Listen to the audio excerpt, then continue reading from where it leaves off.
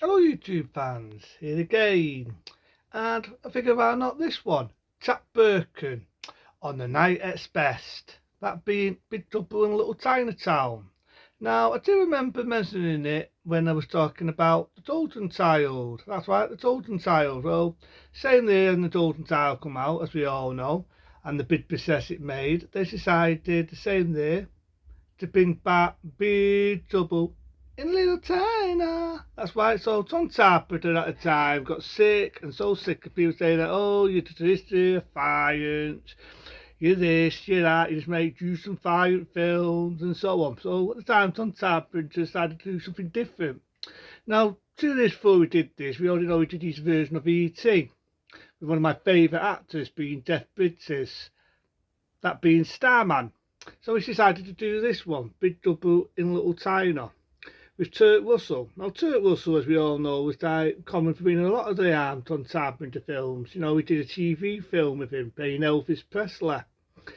And he also did, I remember me doing it, This Date from New York.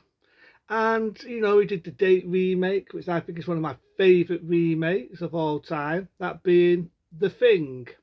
So this wasn't a Stanger. I know at the time they had other ideas with other actors who was going to play Chap Birkin, but I'm kind of happy they went with Turk Russell.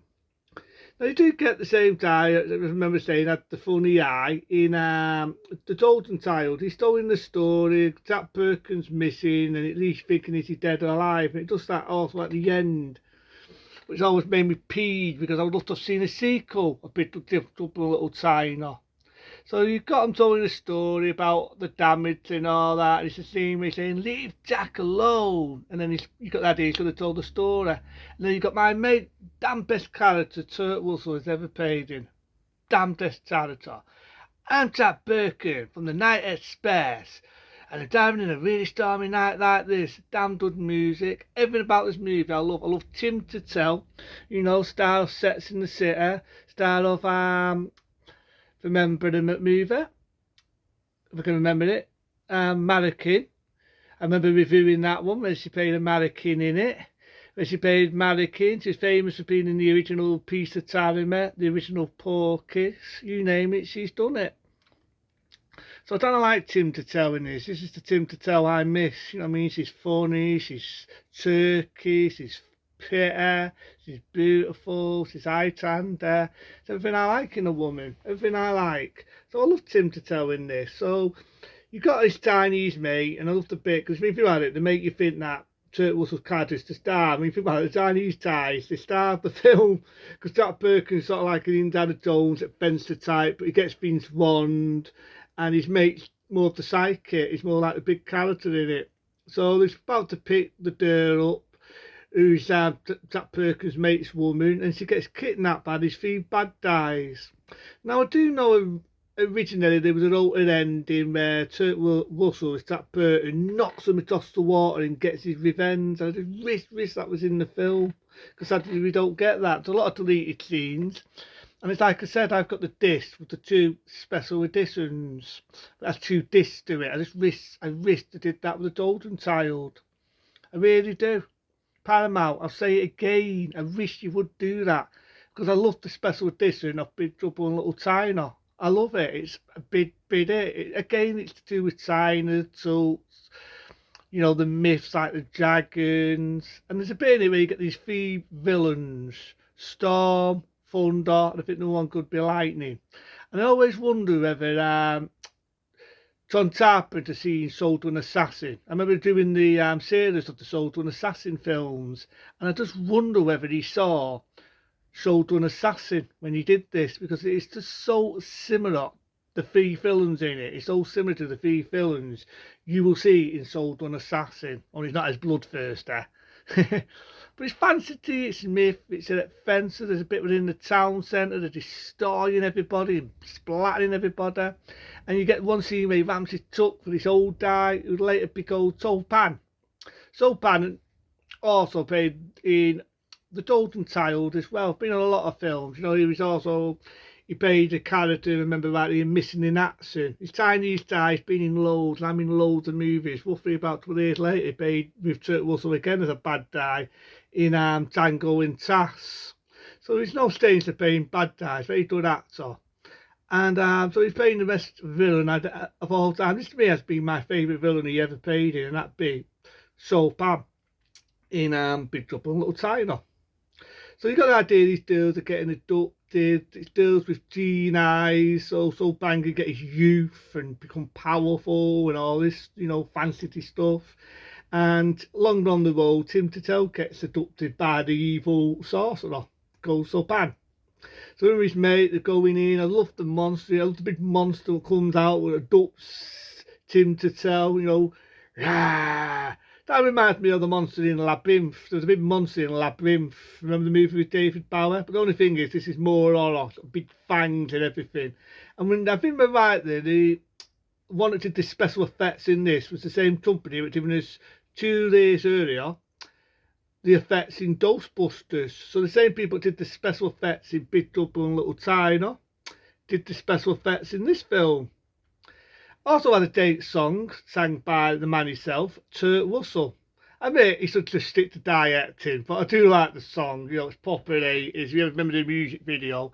Big Trouble in Little China. So it's a well-known song that came out to promote the film. There was a making in its day. There was everything to promote this film. I love the eyeball, what moves about. Why do not make films like this anymore? I say it again. Why do not make movies like Big Trouble in Little China anymore? So they defeat the baddies. Soul Pan guys to get the better of our mate, being Jack Burton. But come on, it's Jack Burton. It's played by Kurt Russell. Folds the knife, kills the villain. Again, I know there was a different deleted ending there.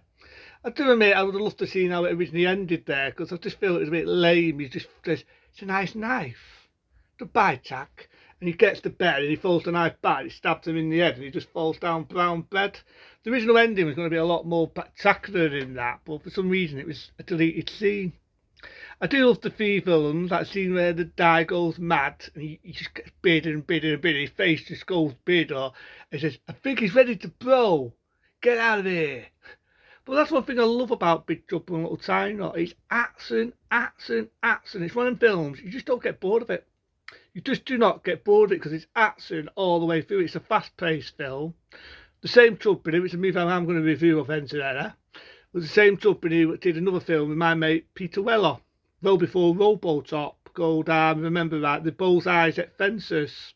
So it's the same company that given us that.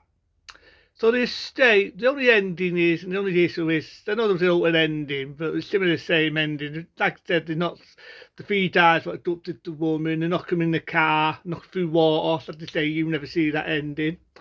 And like I say, the 3 villains get killed, always reminded me of the 3 villains in Soldier and Assassin.